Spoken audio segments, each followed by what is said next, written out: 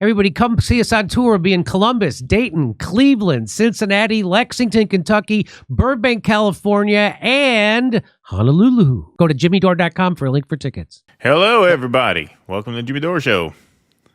I am Russell Dobular. This is my esteemed colleague, Keaton Weiss. That's right. And we have a very special guest today. He is the author of the book right up there behind me.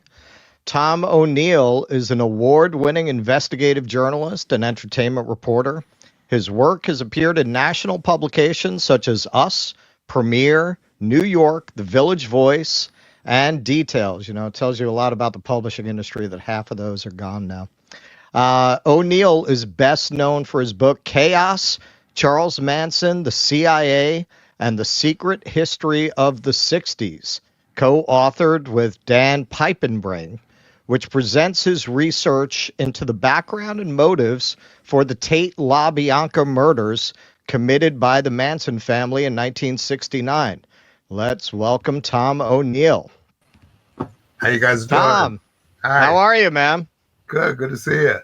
Good to see you too. So you went from collaborating with prostitutes on their assassinations to becoming a journalist.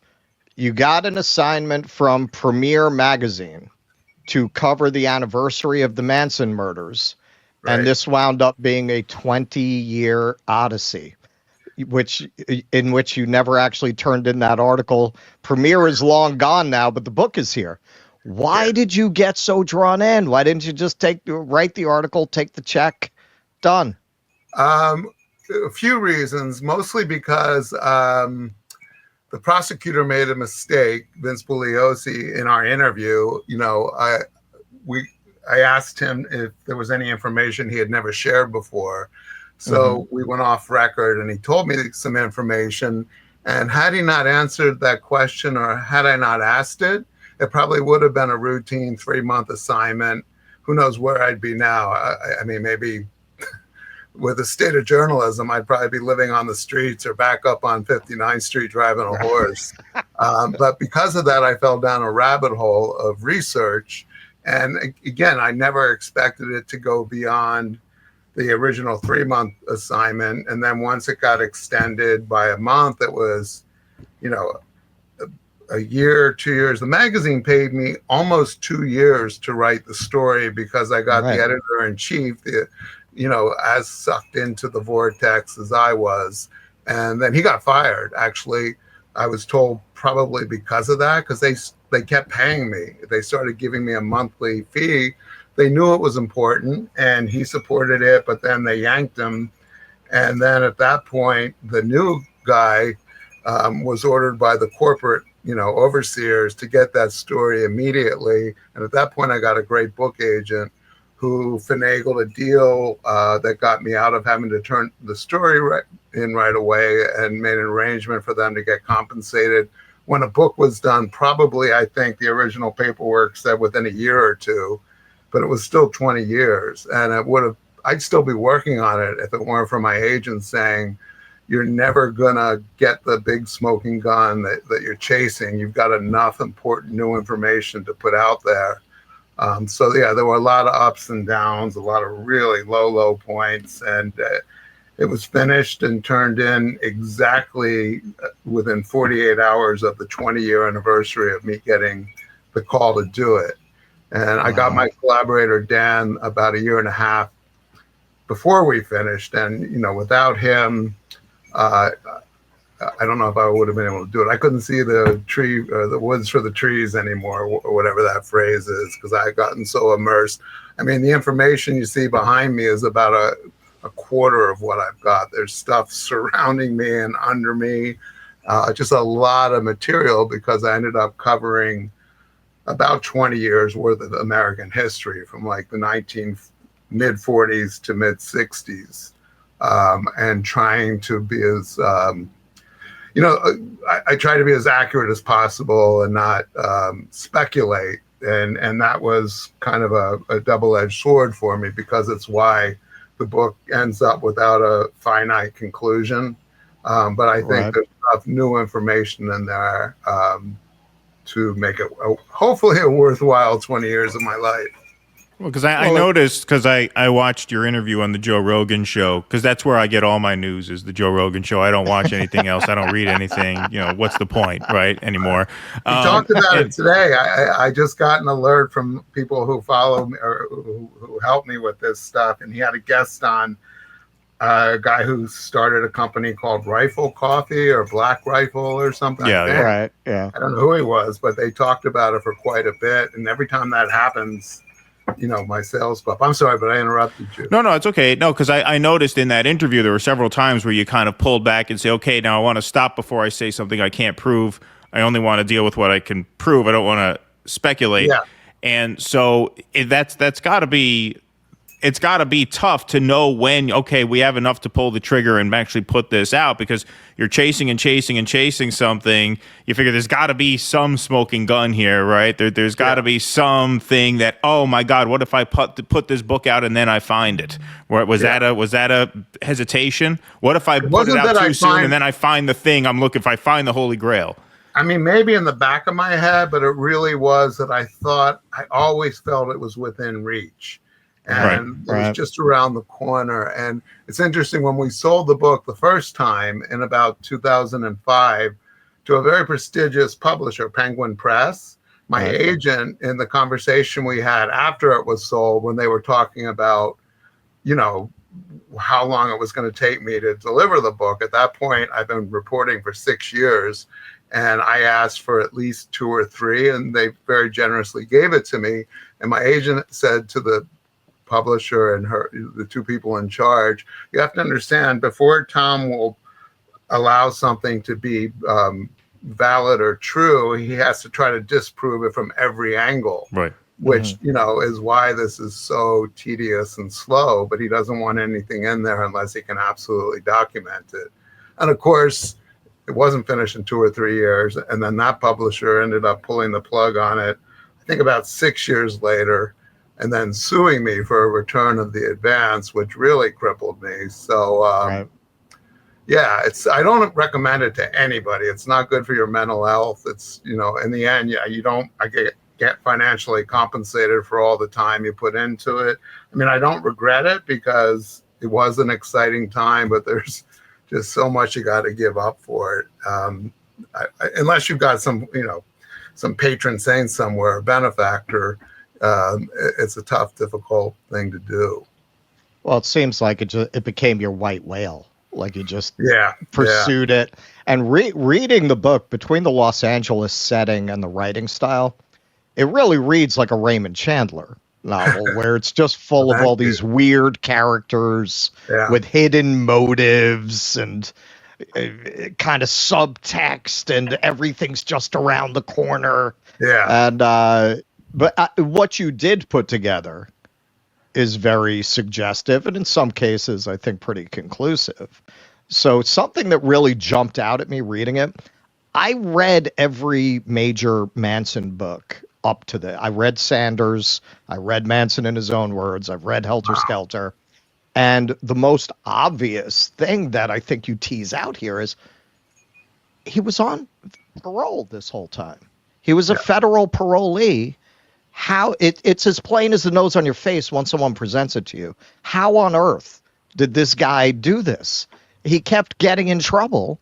Why did he not go back to jail? I think in the back of my mind, I always chalked it up to the permissiveness of the era, if I thought about it at all. Yeah. But you have much more suggestive explanations. So why, insofar as you can delve into it without going out over your skis, why do you think he was not locked back up? Well, that's one of the things that was really stumping me. You have to contextualize everything, so I had to keep remembering this happened in he was released in 67, and then the crime happened in 69. He had 2 years of freedom when he was continually committing crimes, and that was escalating, including rape, car theft, horrible, pretty serious stuff. And every time he'd be released, and not only shouldn't he have been released, he should have been prosecuted for this stuff. They had ample evidence on almost every single one of his arrests. So what what I was wondering was it the times? I mean, it was the beginning of the Right. hippie area. People were more lenient. And once I accumulated, stuff that hadn't been reported before about these arrests and the release and the patterns, at that point, I thought, there's no way this could just be because of that time. And then I would go to people who worked in parole at that time, and they would say, yeah, maybe one or two, but not 10 incidences. Right. And finally, I went and and I think this is in the book, I sat down with a guy named Louis Watnick, who was a deputy DA in Los Angeles County during the same period. And again, the first year Manson was in San Francisco in the Bay Area, and then the same stuff happened in LA. And he had also been a judge in Ventura County, in the Valley. And he had Manson in front of him for one of these. It was a minor one. I mean, that was luckily for him and for me, because if I had gotten him with his back to the wall, maybe he wouldn't have been so honest. But the charge with him was, I think, a traffic violation. But he said to me when he looked at it, and this guy was dying. He was on a respirator, and I have him on audio. And luckily, I had the recorder pretty close to him because he was speaking like an harassed. Right. And he's looking through everything. And he said, chicken shit, this is all chicken shit. He said, there's no way this would have happened repeatedly like this. He said, somebody wanted him outside. He was more valuable to somebody outside than inside, meaning inside prison walls. And I said, who? And he goes, well, you're the journalist. You got to find that out. And I said, I know, I keep hitting all these walls. And he said, it could have been the FBI. It could have been the Los Angeles Sheriff's, the LAPD, or the CIA. He was working for someone. So with that, that's what, that would launch me then. Then I'd have another 3 or 4 years where I wouldn't doubt myself. And I think, all right, I'm going to get something.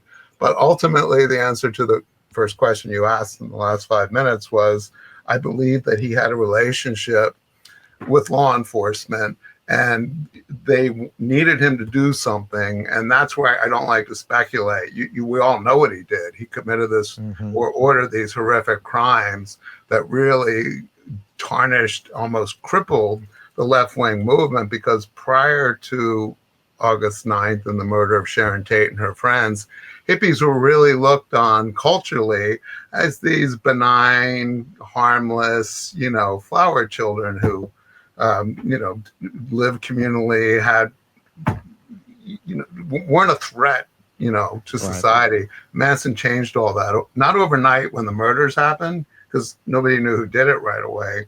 But when he was arrested in the first week of December of '69, and his pictures on the cover of every magazine and newspaper in the world, and he's described as a hippie guru cult leader, all of a sudden people were, there have been warnings by kind of the right-wing movement that hippies were dangerous and they were after your children. And as it turned out, Manson served that purpose. What I'm still trying to do in the follow-up book is prove, get the actual paperwork, a plan, as it were, something. And I think I'm getting close. But yeah, that's why I think he was allowed to roam until what happened happened. Yeah, well, that's a great segue into this question, because I've always heard the sort of Tate murders referred to as the end of the 60s. And in a literal sense, it happened at the end of the 60s, but it was also marked this sort of turning of the page. The sort of, peace and love vibes of the time really shifted after that. And your book, Chaos, has sort of gained a cult following in our sort of online space here. Recently, Candace Owens talked it up, and a lot of people on the left consider it very strong evidence, if not definitive proof, that the 60s, drug and hippie culture was sort of artificially induced or then sabotaged by the CIA and by the FBI in order to discredit radical left movements. Do you see your findings in that way? Is that what the subject of your next piece is? Do you want to speak to that a little more? Can you, until the next one comes out? Yeah. I mean, I don't believe, or I've never seen evidence that it was actually the whole left-wing hippie movement was created by nefarious forces. I do know that LSD was actually brought over and then shared. So, but as far as I do believe that it was an operation by the federal government, either Chaos and or COINTELPRO, which were both created in 1967 with the aim of neutralizing the left wing, stopping it. Because, the people in power at that time, President Johnson, FBI Director J. Edgar Hoover, CIA Director Helms, they all believed, and they really honestly believed this, that there was about to be a revolution in the United States with a kind of a conflux of movements, the anti-war movement, the free speech movement, the black militancy movement, and it was growing and spreading, and they needed to stop it. So, what I'm doing in my book is just in the second book, and I have to preface this by saying I'm not going to do it unless I get enough verifiable information. I don't want to just do a second book for the sake of putting something else out there. But I do believe that Manson was being kind of worked with and prepared even before he was released in 1967. He was in federal institutions from the time he was an early teenager, juvenile delinquent homes, reformatories. It was in Boys Town for a while. Yeah. Boys Town at the National Training School for Boys in Washington, D.C.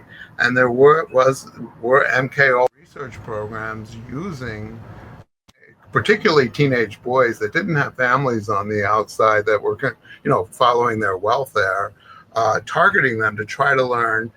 And it wasn't called MK Ultra officially. This was just psychological studies of people that they had in custody to see why some were more prone to violence than others, how you could trigger violence, that kind of thing. And this was what MK Ultra was basically doing since about 1952, 53. And Manson was in the system starting in about 1955, 56 until he was released in 67. So, unfortunately, it's hard to get these documents, and the ones that I got, the ones that are really important, primarily the Jolly West letters, he accidentally left in his files, and had I not found them, the book probably never would have been published. I mean, it's one of the most important findings in the book. So Jolly West is kind of a running thread in the book, not only, towards the end, not only through Manson, through the Haight-Ashbury Free Clinic, but also there are Jack Ruby connections with him, and he was working with Sidney Gottlieb. So can you explain that? Yeah. He was kind of a zealot, for the 20th century. Right. He would appear in the middle of this historic, usually history-altering event, and then somehow manipulate it, insert himself. The first one that brought him to some prominence was in the early 50s when these American prisoners of war in the Korean War started proclaiming that they had been using biological weapons, which were against, all the treaties we have with the world in North Korea or in Korea. And the United States had to say, no, we're not using biological weapons. These prisoners were brainwashed or coerced to say that. So when the war ended and they were returned, they were brought actually to Valley Forge Military Academy, some of them, for deprogramming. I grew up about 5 miles from there. And West and a team of about 5 psychiatrists were the ones who deprogrammed them and announced that they had been brainwashed using sensory deprivation, sleep deprivation, mind-altering drugs, and they weren't responsible for what they'd said. In truth, we had used the weapons. What I believe, and what people who know more about this subject than I do believe, was that they were brainwashed when they got here by those psychiatrists to say that they'd been brainwashed over there and to, not know what happened to them. So that's when he first got prominence. Then when the John F. Kennedy assassination happened, followed by Lee Harvey Oswald getting shot by Jack Ruby, West became his psychiatrist. And a lot of detail there, but just to say that the day that West became his psychiatrist and examined him for the first time in privacy with nobody else, no witnesses, he came out and announced to a press conference that in the preceding 48 hours, Ruby had had a psychotic break from which he'd never recover, that he was hallucinating, auditory and visual hallucinations. He saw other people in the room with him. He hid under the table. He told West he could hear Jewish children being boiled alive outside of his jail cell. There was no evidence of any of that in the prior year and a half of his custody. And what's important is this happened right when when Ruby was going to give his version of his shooting of Oswald for the first time to the Warren Commission. And from that day onward, his mind was scrambled. He made no sense. And when he finally did testify to the commission, they had to stop it because he wasn't making any sense. He was psychotic.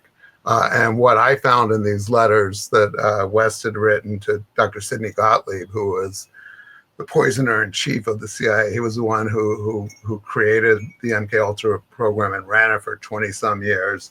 One of the things West said he was going to do was induce insanity in a person without their awareness, and then using drugs like LSD and that type of thing. So in the book, there's a circumstantial case that we can't trust anything the Warren Commission reported because there was a conflict. They had a CIA agent who I have proven worked for the CIA starting in 1953, who penetrated their investigation. They called Jack Ruby the most important witness in their investigation because he was the one who silenced the assassin or the suspected assassin. Right.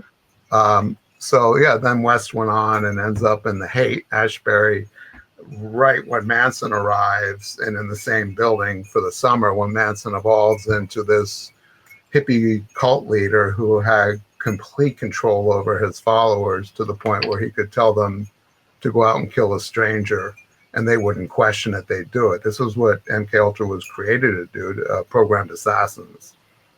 Right, and this is the Haight-Ashbury Free Clinic, where Jolly West is there at the same time as Manson, and you say Jolly West set up a fake commune around the corner from the clinic to draw in hippies, which sounds very similar to the techniques they would use in Operation Midnight Climax, which you also talk about, where they would have prostitutes lure in men off the street and experiment on them. It sounds like West was doing something similar with this commune. Yeah, the same neighborhood. I mean, that was in San Francisco. That Midnight Climax began, I think, in 1962 in San Francisco and was run by George Hunter White.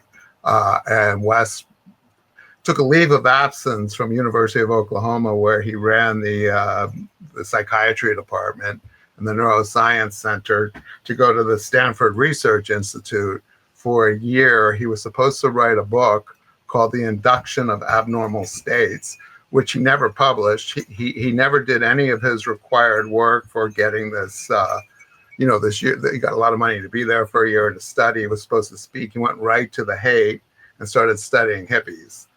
Everything was unorthodox with him. But so much. You also say, like, what you found in the letter, the conventional narrative about the Manchurian Candidate is, yes, they committed crimes against people. You had psychiatrists who were secretly performing experiments on their patients. They were experimenting on prisoners, but it was a crazy pipe dream. It never worked. This attempt to be able to implant the will to assassinate and then erase the memory. But West says in his letters, they did actually accomplish that. Yeah, by 1955 to 56, he reported back to the CIA that he had accomplished one of their main goals, which was, as he put it, he had developed the technology to remove true memories from a human subject and replace them with false memories without their awareness and make that permanent. I mean, once you can change someone's memory without their knowledge, then, that's quite a weapon to use, for warfare or for anything. And when the program got exposed, around 1975, and then they had the hearings from 1975 to 78, 3 different congressional hearings. The CIA, they were caught, but they had already destroyed all of these records. Right. And they basically said, like sheepishly, we did this stuff. It was misguided. We accomplished nothing. We're sorry. We might have experimented on people without their knowledge, but it proved, they allowed themselves to look like idiots in order to protect this. And I proved that just by the one document that West had submitted to them, telling them what he had done. They shared what they could with Congress. They had to, and they gave an abbreviated document of that report, and they removed, 2 paragraphs, which were the 2 paragraphs of West saying he had done it. And their report has said he was trying to do it. So they clearly manipulated the evidence in front of Congress in 1976, 77. All right, so this has long been rumored about, and you mentioned this yourself in your Rogan interview. This has long been rumored about Sirhan Sirhan, that he was a Manchurian candidate. Is that something you're going to get into in your next book? Have you found evidence for that? I didn't find any more evidence than the people who've been reporting and researching the subject a lot longer than I did, and they found some compelling stuff. I was hoping to find some kind of link between West and Sirhan, but I honestly wasn't able to, and that's why there's nothing really about that assassination in my book. I do have some new information that's compelling that kind of feeds into it, and I'm still reporting on that. But I don't want to mislead you and make you think that I've got some big, exciting, sensational evidence that Sirhan was programmed. I do believe he was, but again, there are other better researchers than I who got that stuff, who've spent a lot more time on it and have already published their books. There's another book that gets into similar territory to yours, Weird Tales of Laurel Canyon. Yeah. Now that focuses more on the music figures and the entertainment figures of the time, which I have noticed it comes up a lot in your book. A lot of these same figures like Cass Elliot, these Jim Morrison, the Manson family. If you read a lot about the entertainment industry out there, they come up a lot in relation to Manson and different sources. Now, when you interviewed Terry Melcher, he kind of freaked out. To explain to people who he is. He was the son of Doris Day and a music producer. The conventional narrative is he just listened to the family for a possible record deal and dismissed them. But you pretty well proved that he met with them twice at Spawn, once at Barker, after the murders. Right. And you quote him as saying Vince said this would never come out. Right. So now, Scoliosi, the prosecutor, yeah. What this is very suggestive about a lot of people believe, and this is certainly what Tales of Laurel Canyon suggest, that a lot of these entertainment figures were working with intelligence agencies and that some of the popular culture of the time was an op. Would you go that far? What would you say about I don't. I mean, I give a lot of props to Dave McGowan, and I tried to talk to him when I got a hold of his book in the early 2000s, and he had just died. I don't think there was anything sinister about his death. I don't know enough about it, but unfortunately, I didn't find it. And again, it's why it took me 20 years. There's so much unsourced information in his book where you don't know where he's getting it. And I think what he did was he would create little bridges from one coincidence to another to connect stuff, but there's no real bridge there.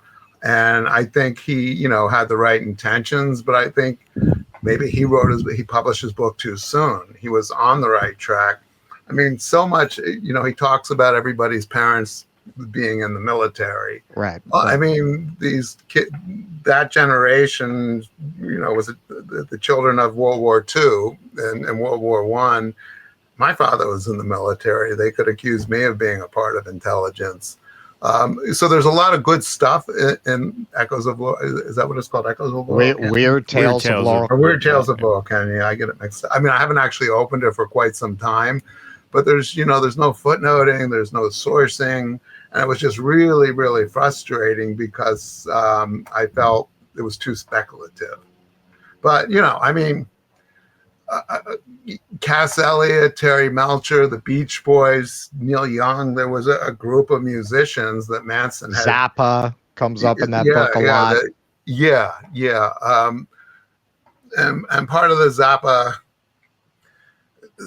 I don't want to go too far out on a limb because I'm not even sure if this is going to be in the second book, if there is a second book, but there is some compelling stuff about Zappa's kind of communal house called the Log Cabin in Laurel Canyon, where stuff was going on, and Tex Watson, who was one of the main killers or robots of Manson, was spending time. That's something that I'm like freshly reporting right now.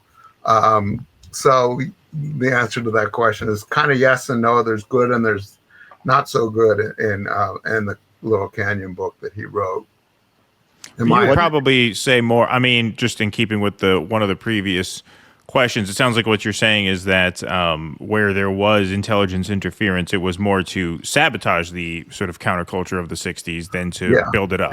Yeah, exactly. So what do you think Melcher was talking about? That's one of the most mysterious details in the book to me.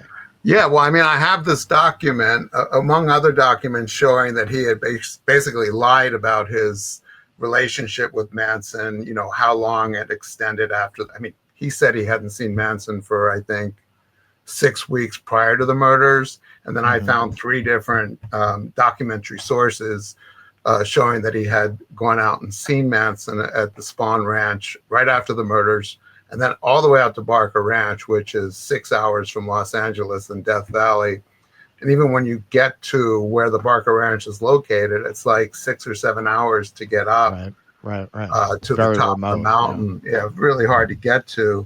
And like you said, he freaked out when I showed him what I had found. Then Spoliosi freaked out when I showed him what I had found. But the one document that was the most compelling was a witness told the Paul Watkins, who was a main witness used by Manson, by Bugliosi at trial, told the police that he had witnessed Manson on his Melcher on his knees, begging and crying and asking for forgiveness. And Manson says to Melcher, they all had to die. All the piggies had to die. So these are notes of that interview on a sheriff's department report, but the detective who did it, his name isn't on the report. Paul Watkins is dead. There was nobody I could get to corroborate that.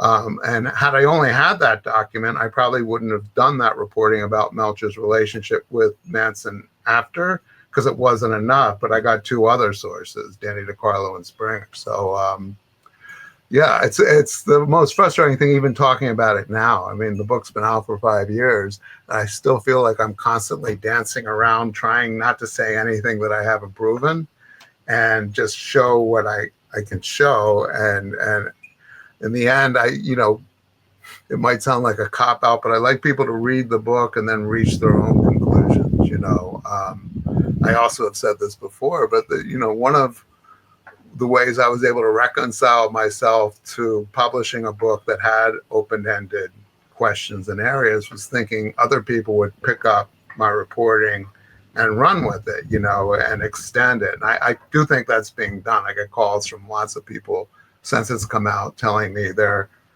doing a book about Jolly West, doing a book about, Jimmy Shaver, who's some other crime that happens earlier in the book. So I'm glad about that.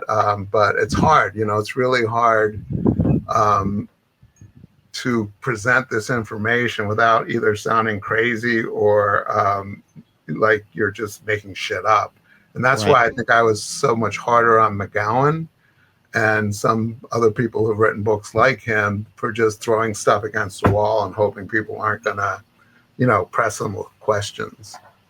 Well, one thing I can ask you, because this might be fun since you'll be unburdened by having to stick to facts. If I ask you a hypothetical of how do you think the history of the early 70s would have been different? I mean, obviously the context in which this takes place is, right after this, you had this horrific escalation of the Vietnam War.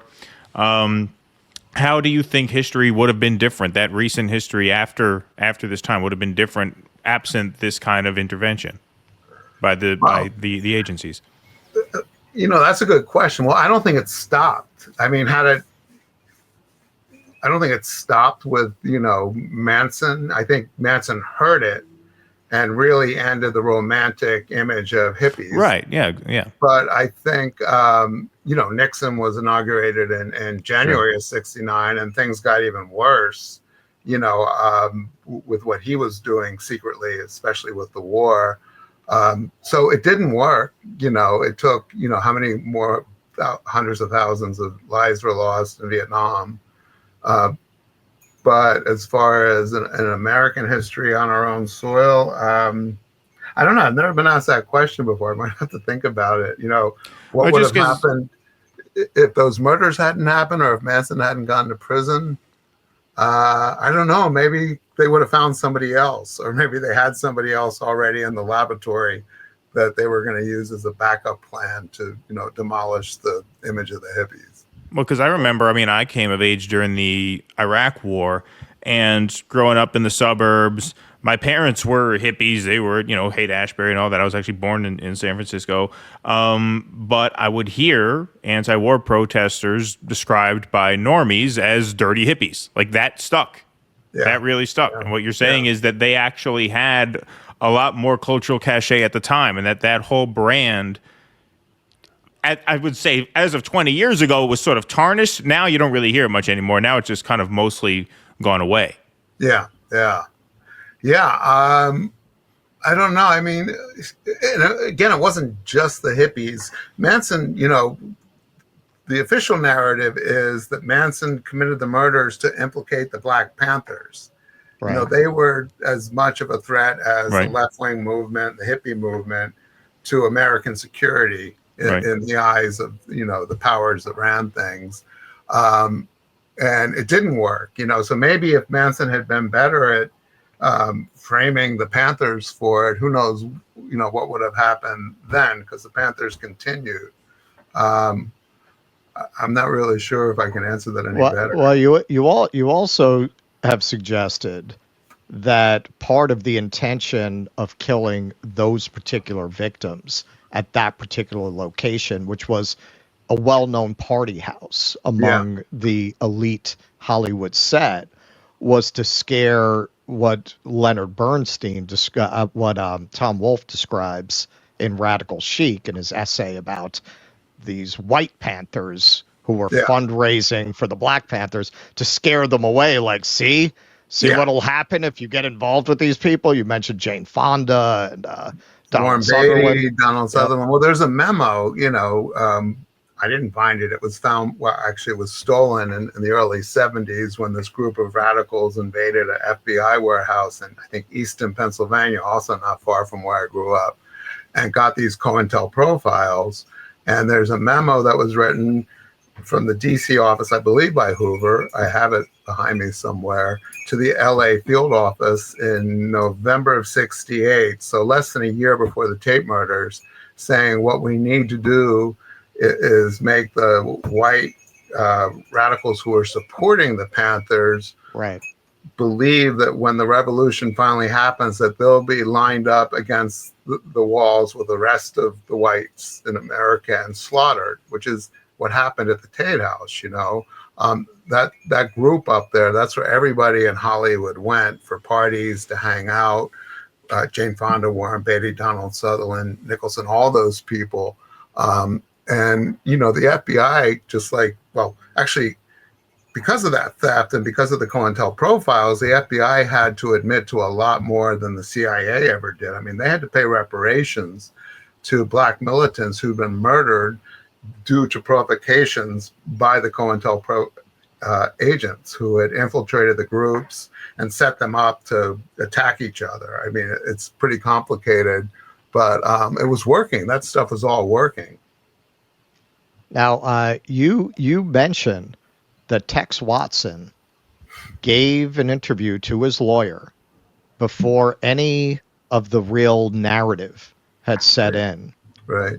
And though you tried to get those tapes, And the estate for the lawyer who originally had them agreed to let you listen to them. You were working, I think, with the LA Sheriff's Department to get them. District Attorney's Office, another stupid. I made a lot of mistakes along the way. You know, trusting the District Attorney's Office of Los Angeles was one of my bigger mistakes. I was sharing information with them when I was trying to get these tapes, which were the first account on audio tape of how and why, not only how and why the murders happened, but the history from Watson's experience of meeting Manson, spending about 2 years with him leading up to these murders. And his attorney told me in an interview, in my audio taped interview of him, that, you know, he had recorded Watson for 20 hours for the 2 days after he was taken into custody, before any of them were named by the newspapers as suspects. So they were anonymous. And I wanted to get these tapes. Long story short, he had died. His law firm had gone bankrupt. I was trying to get them from the trustee.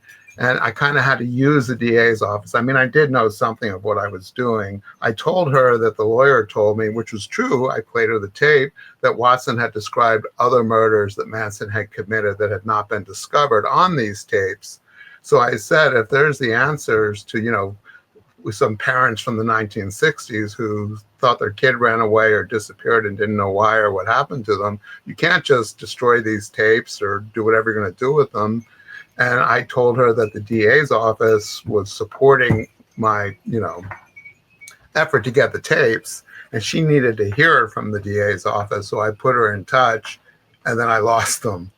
She gives them to that. She had already agreed to give them to me as long as the DA's office told her that they also wanted them after me or with me. So you didn't really have a choice but to get them involved. Yeah. And then when the DA's office got them, I never heard from them again. And to this day, you know, that was all the way back in, I think, 2012 or 2013. Nobody's heard them. They're locked up. Nobody will release them. Almost every bit of evidence we know about connected to the Tate LaBianca murders has been open and shared, but not these tapes. They're still locked down. And when other reporters and other researchers do Open Record Act requests, FOIAs, to the district attorney and the LAPD for these tapes, they give them different answers all the time. They say it's an open investigation. Well, if it's an open investigation, they do have evidence of other murders, because that's the only crime that doesn't have a statute of limitation on it. Nothing makes sense. Or as Manson used to say, no sense makes sense. I hate to be quoting him, but...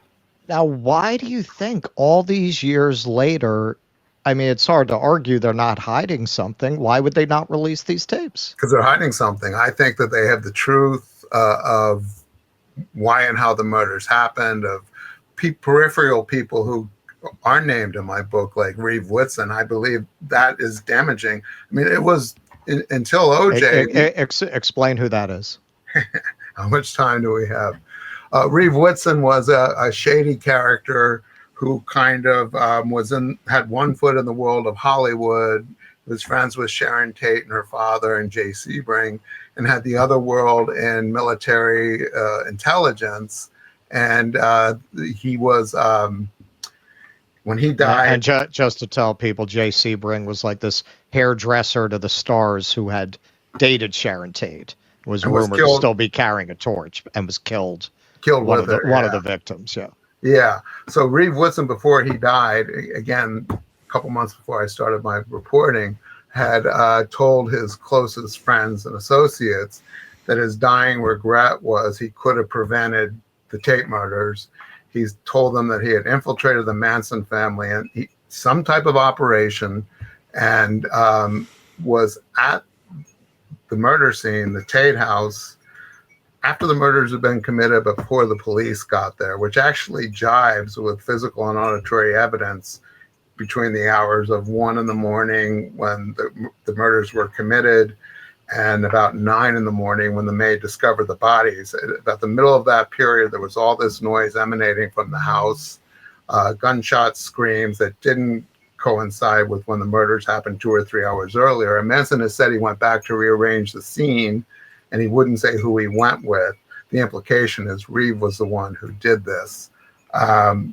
So, you know, again, I do FOIAs to the CIA, the FBI, and we could neither confirm nor deny he had anything to do with us. Was he exaggerating, bragging to these people? Well, I develop a case in the book that he had a history of working with these type of kind of rogue agencies to do exactly what COINTELPRO and Chaos agents were doing at the time. A true spook. Yeah. True invisible ghost. We can neither confirm nor deny that this person is an agent. Now, one of the things you get into, and something people have speculated about forever, is whether these particular victims were targeted. And you mentioned in your interview with Rogan that they had cut the power the night before the murders at a different location. Yeah. That's not in the book because I didn't have that reporting finished in time for the book. I was like, no, give me another year.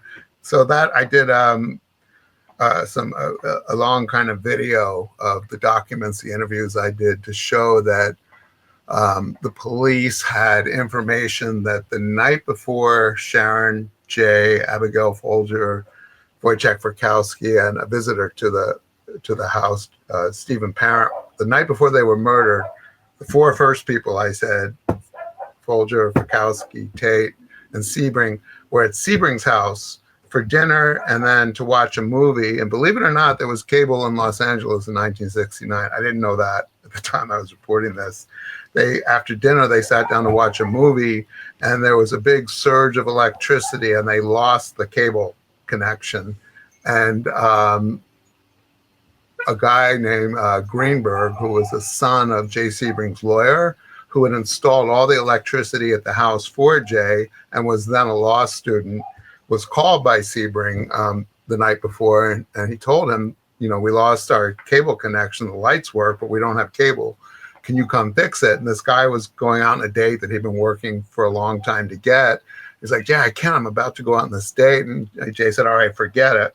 So the next 2 days, the next night, four of the people are killed.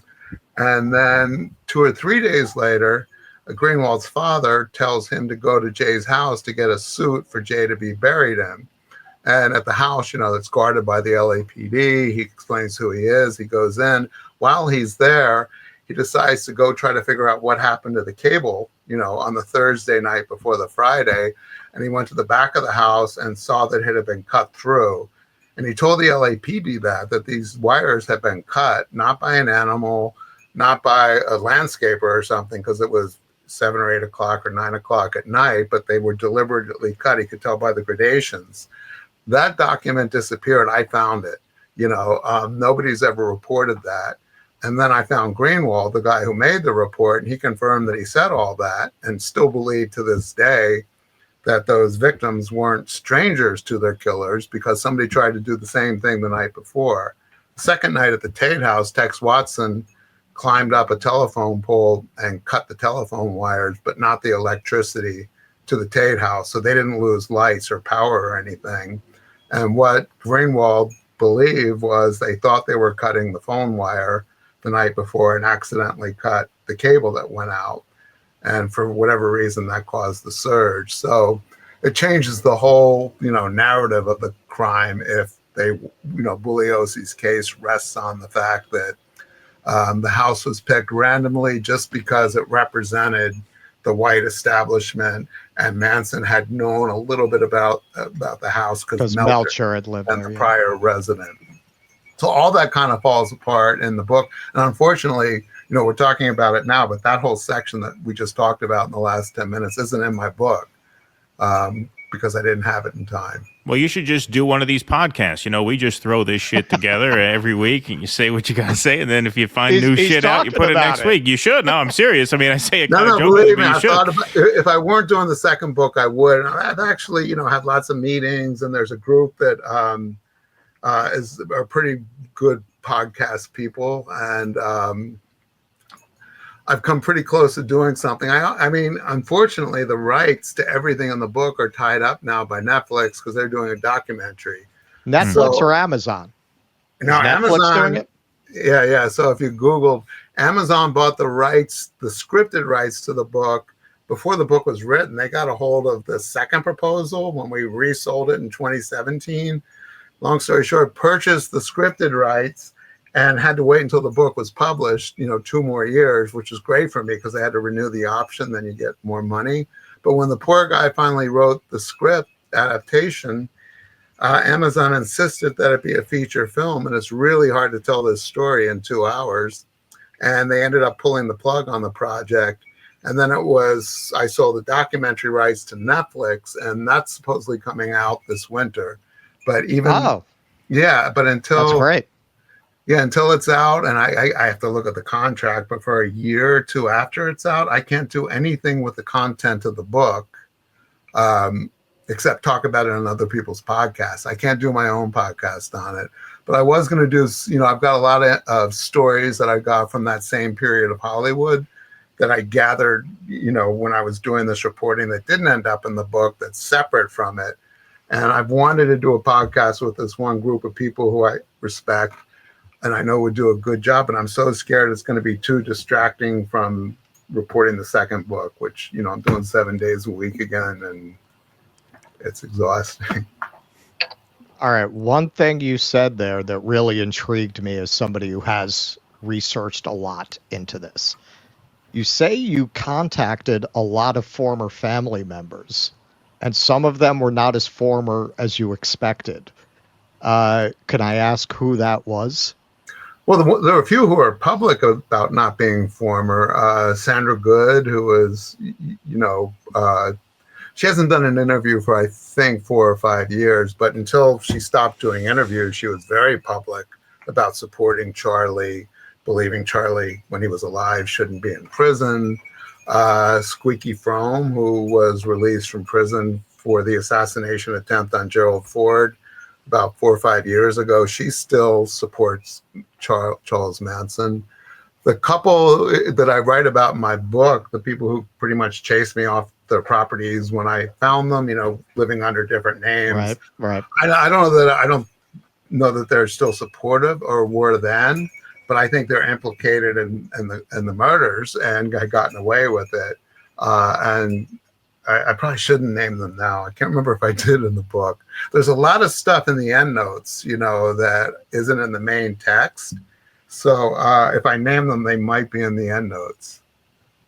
Okay. All right. So you don't want to name names here. Well, I just did Squeaky Fromme, Sandra Good. Sandra Good. I remember years ago, she did an interview because they found her at a Save the Whales protest. Well, Manson became an environmentalist and an animal rights activist, but I think that he created something called ATWA, air, trees, water, and air again. I can't remember. Yeah. That was just a cover. That was just something they used to try to clean up their image and raise money for their own purposes. But Sandra Good is still alive, and I tried to interview her. She wouldn't let me on her property. Squeaky has written a book called Reflection, but she minimizes her involvement and knowledge of things in that book.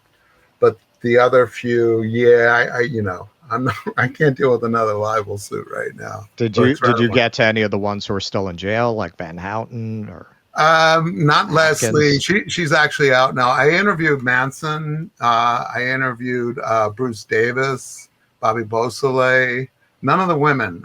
When did he die? When did Manson die? It was not that long ago, right? When did it was either 2017, I think. Yeah, it was pretty recently. Yeah. Yeah. It was after Donald Trump won. He couldn't take it anymore. He was before that. Wait, yeah. It was 2016. It was before Trump won. All right, so you did get to the final boss, Charlie, and he talked about not being a snitch. Yeah. Can you talk a little about that? Yeah, but he was a snitch. I mean, he snitched all the time. There's a documentary coming out on Peacock TV, I think next week, which is a guy I know, JJ, who was visiting and talking to Manson on the phone for decades and recording the phone calls. And they've done a whole series about it. And actually, I'll let that speak for itself. But he wouldn't tell me what I wanted to hear. And it was frustrating because I wasn't allowed to see him in prison at that time because he was in the hole, solitary. And for misbehaving. He was constantly misbehaving in prison, but he'd be allowed one night a week to do phone calls. So it was just frustrating. Not that I was going to get information out of him, but I just felt like it would have been a lot easier if I could look him in the eye and try it. But there's famous interviews by Tom Snyder, Geraldo Rivera, Diane Sawyer. Nobody ever got anything out of him. You know, he always played his games. Well, he always did the crazy thing. Yeah, yeah. It's very sneaky up here in Sneaky Town. he would just go into that. I mean, you know more about Manson, it sounds like, independent of my book than I did going into. I had never read a single book. I hadn't even read Helter Skelter, but it's great to talk to people who are knowledgeable about, you know, all the minutia. Well, you mentioned that you didn't really, when you were first assigned the article, which was kind of the genesis of this, you didn't really see the point in writing it at first. I didn't want to do it. I didn't want to do it, but I needed the money, you know, and I was freelance, and I was hoping to get on the masthead of that magazine, and the people who were on it then we had all left another magazine, and Leslie, my editor, said, just do this one big story, and then you'll be on. We'll give you a contract and a salary. And again, I had heard after the fact that there was somebody else. It was her idea to do the story, but they wanted someone else to do it and didn't ask him. And I wonder often what would have happened if I hadn't gotten the phone call asking me to do it. Would I be a happier person today? Or, you know, the magazine had a bright future ahead of it. It was pretty important. Yes. Yeah. My mother used to get that. My mother used to get Premier Magazine. I remember Premier Magazine. It was a pretty good magazine. It was. I remember. Yeah. I mean, I was a movie geek as a little kid, even as a little kid, so I would thumb through it. But yeah, we used to get that like mailed to our house. Oh yeah, it was a monthly. It was, you know, it was about the film industry. They had great journalists, and I think it went under just a couple years after I left, or my involvement with them ended. And you know, now there's no real such thing as long form journalism anymore. So, well, there's blogs and there's podcasts. I know, but they don't fact check that stuff. And I know that people say legacy media is propaganda, but believe me, I mean, even this book, the vetting it went through because they didn't want to be sued. And thank God it was vetted, you know.